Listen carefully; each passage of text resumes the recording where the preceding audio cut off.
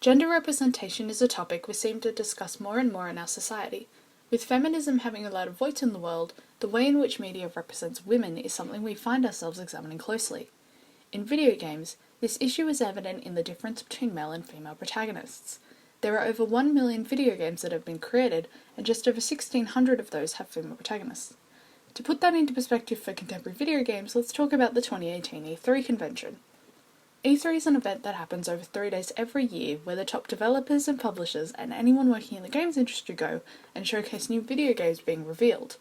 In 2018, 118 games were revealed, and 24% of those games had male protagonists. Only 8% had female protagonists, and that's 9 out of 118. With around 50% of gamers being female, you would assume there'd be a more female protagonist to reflect the demographic. The statistics are even more shocking if you think about how the games revealed at E3 conventions are what developers and publishers believe are worth being shown. So what does this say about the people creating video games? And when the research tells you that only a few games every year showcase female protagonists, it's hard to believe the issue will improve much in the next few years. Both women playing video games and those working in the industry face discrimination. In multiplayer games, 68% of female players hide their sex to avoid harassment from other players. A recent example of harassment against women is Anita Sarkeesian. Anita is a founder of the YouTube channel Feminist Frequency, where she created the Tropes vs. Women series. This series uses evidence to discuss how video games perpetuate negative images of women. She received a massive amount of online harassment, including rape and death threats, but she continued to make videos, and in 2014 she received the Ambassador Award at the Game Developers' Choice Awards. She is the first woman to receive that award, and individuals receiving it are chosen because they have helped to advance the game industry. She has certainly done so, as many game developers used her research to change the way they wrote female characters in their video games. Neil Druckmann, the writer and director of the game The Last of Us, who presented her the award, said that it wouldn't have the story it does without her influence. However, an anonymous individual threatened to detonate a bomb at the awards ceremony if Anita wasn't taken off the recipients list. The claim turned out to be false, and it's just another of many threats made against her. When you look at the history of female video game protagonists, it's easier to focus on contemporary video games, as that's where a lot of them have come from. But if we go back to 1986, we see the most notable of the first female protagonists in a game called Metroid. Metroid is an action-adventure game where you play as bounty hunter Samus Aran fighting an alien race.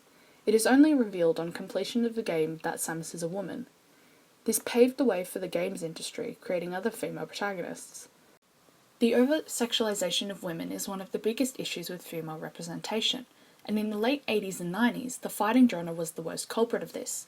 In games like Street Fighter, Tekken, and Dead or Alive, female characters, despite being strong and muscular, were dressed in scantily clad clothing and had unrealistic body proportions.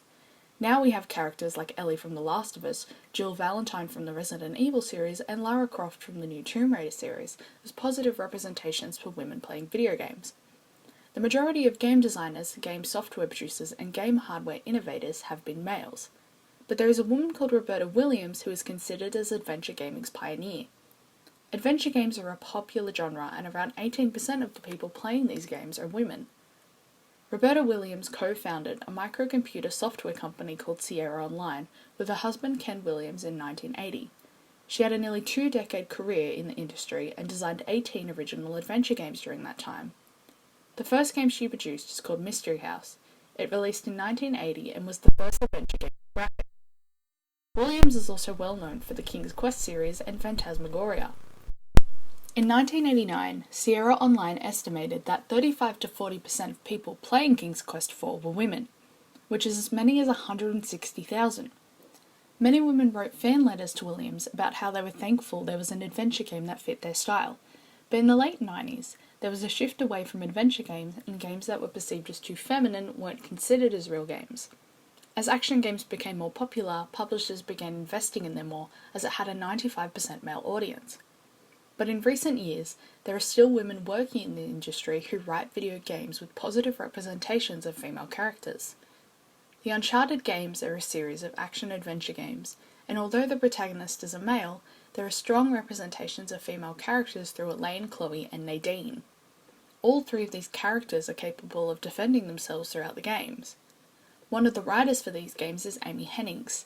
She played a vital role in the creation of these characters being realistic, but ultimately, it's thanks to Roberta Williams that we have games like Life is Strange and Telltale's The Walking Dead.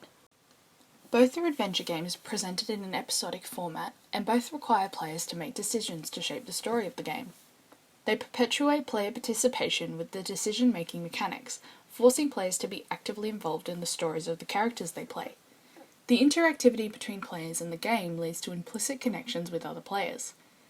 At the end of the episodes, players are shown a list of the choices they made during the game and the percentage of players who made the same and/or different decisions. This encourages players to imprint themselves onto the protagonists and also consider how to react in certain situations as a young female. Life is Strange was developed by Dontnod Entertainment and published by Square Enix. It was the second game the developers created with a female protagonist, and the people behind the game were men. Jean-Luc Carnot wrote the story for the game. The plot focuses on Max Caulfield, an 18-year-old photography student who discovers she can rewind time. The player's actions and dialogue choices impact the narrative as it unfolds, allowing players to change the original decisions with the time mechanic. It received praise for tackling taboo topics, but was criticised for cringy dialogue and slang, and tonal inconsistencies with story and character. When pitching the game to publishers, Square Enix was basically the only publisher that didn't ask for any changes to be made to the game. All the other publishers wanted the protagonist to be a male. Having played the game, it's easy to see that it wouldn't have worked with a male protagonist. While I wouldn't say Max Caulfield is a feminist character, she definitely isn't a side character or a damsel in need of rescue. Her character design includes a t-shirt and jeans, and there isn't an emphasis on trying to make her look pretty. It is evident Max is meant to be portrayed as a realistic character, but most of the time she comes across as an awkward teenager. Her best friend Chloe comes across as a more well-rounded character than her, and that's perhaps why Max isn't featured in any of the games to come after Life is Strange. The game relies on high school tropes and language such as bitch and slut, and the game also includes a storyline that depicts violence against women by the hands of an adult male teacher, Mark Jefferson. Max's attachment to him as her favourite teacher blinds her to his true nature, and later in the game, she's drugged and photographed by him in a basement. In this way, you can see the creators tried to delve into issues rarely talked about, but with a flat character as the protagonist, the depictions fell short. Despite the nature of similarity between the games, The Walking Dead is an example of an exceptionally well-written female protagonist. The Walking Dead was both developed and published by Telltale Games, and even with the writers of the game being male, Clementine comes across as a strong female who is both tough and emotional. In the second season, Clementine moves from being a companion to the protagonist. She is portrayed as a smart girl capable of surviving in a post-apocalyptic world. She isn't sexualized or treated poorly by the writers in any sense. Her character development is evident between seasons 1 and 2, as Clementine begins season 2 surviving on her own after the death of Lee, who took care of her in season 1. In the first episode of season 2, her capability is shown when she's bitten by a dog, and then when she asks a group of survivors for help, she's forced into a shed for the night. She proceeds to steal supplies in order to stitch up her own wound. Players are forced to play Clementine and interact with the controls to get this task done. She is then attacked by a walker and kills it by herself. When the survivors run out to see what's going on, Clementine stands up tall, and the dialogue actions all reflect her strength of surviving by herself. During the final season of the game, Telltale shut down, and it was uncertain if the rest of the season would be developed and published. But Skybound picked it up, and the game was completed much to the joy of fans. I believe the biggest reason for this is Clementine herself. Due to the representation of her character, players became so invested in her story that they wanted to see it to its end. The outcry for the completion of the game led to a beautifully emotional ending where Clementine remained alive to continue her story past the end of the game. From the side companion of Season 1 to the lead protagonist for the rest of the seasons, Clementine will always be a character women can look up to.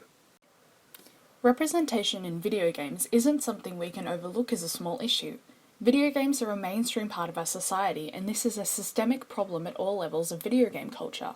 Now, in the words of Anita Sarkeesian, as game developers, you're in the position to push the medium forward. You can disrupt the formula, break the mold, and challenge the status quo.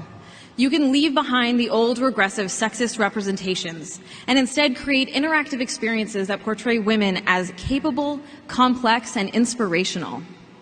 This challenge is both an incredible opportunity and a serious responsibility.